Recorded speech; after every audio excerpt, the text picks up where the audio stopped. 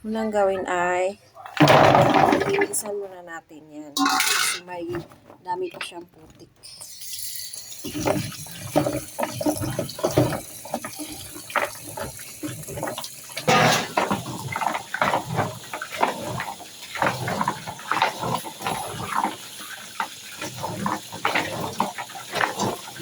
Ito guys, malinis na siya. Oh. Yan, may konti pa rin putik. Kaya maululuto rin yan sa, mawawala din yan sa pakulo na tubig naman. So, dito ko ilagay.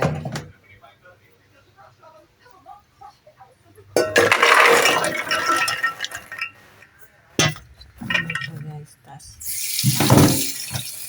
Hintay lang dapat.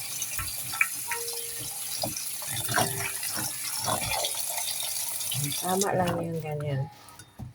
Guys, nalagay na natin dito. Pakuluan muna natin to guys. At lagyan natin ng asin. Para hindi matabang yung mani. Ayan, lagyan ng asin. Maganda, maraming asin. Para manuot yung lasa talaga. Tama na yun guys.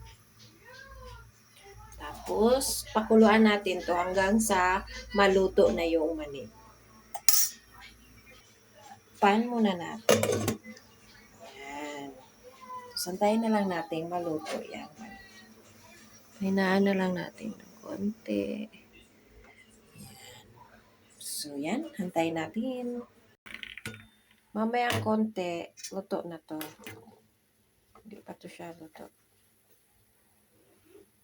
Tikman natin. Ito guys, luto na to. Ayan. Isalin natin to.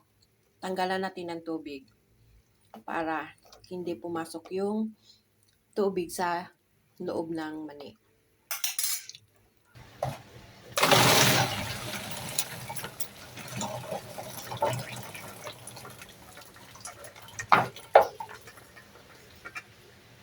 Ayan. Okay. Okay. Alright. Lagay natin ulit dito. Ayan. So, ayan na siya guys. Ang mani. Ayan ang mani. Mani. Ito na siya guys. Kain na na.